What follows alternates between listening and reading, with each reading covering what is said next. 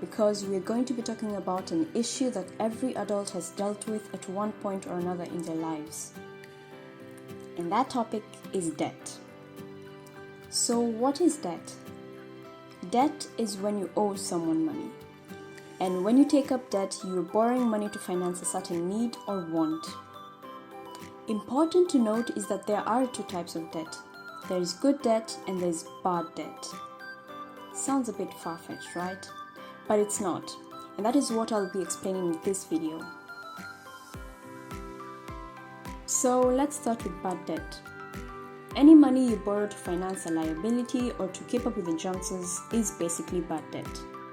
For example, borrowing money to buy a designer bag or to go on a casual trip or to buy a car for personal use is all bad debt, frankly. And the reason for that is simply because whatever it is we use that money to get is not earning any income on return, meaning it's a liability. And what do we know about liabilities?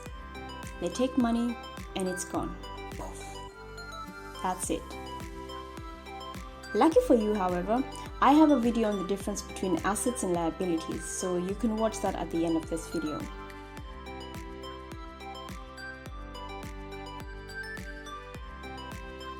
It will give you more insight on the difference between assets and liabilities. Good debt, on the other hand, is the holy grail of leveraging. It is debt you take up to grow your income. Good examples would be taking up debt to buy an apartment which you later rent out, or buying a car which you could also rent out or put in the taxi business. In both cases, you spend money to get money. And that is why it's known as good debt, because in the end, money leaving your pocket eventually comes back. And sometimes that money has doubled or even tripled. Now, of course, all this doesn't happen overnight, so don't get your hopes up that this is quick money, because it's not. I had to bust that bubble before it grew too big, sorry.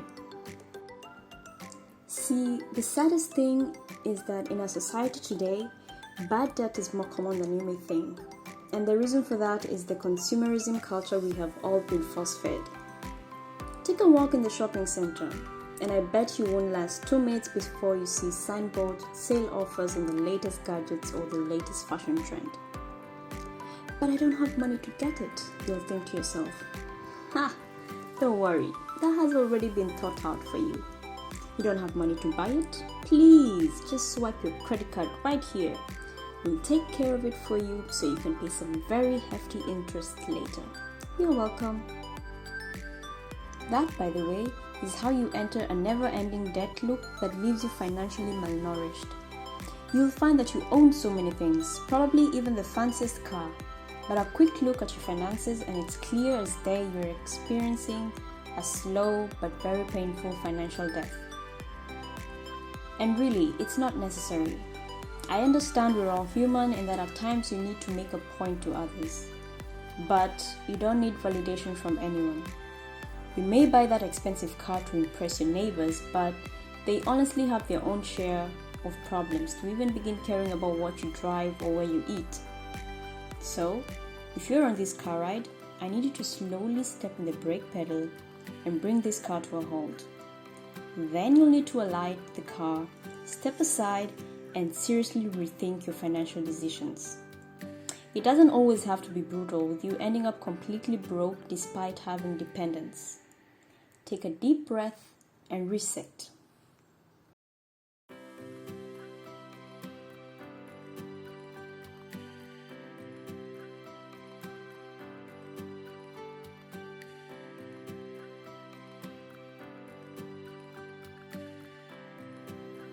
If you're going to use a credit card, use it in a way you assume it's your money you're using.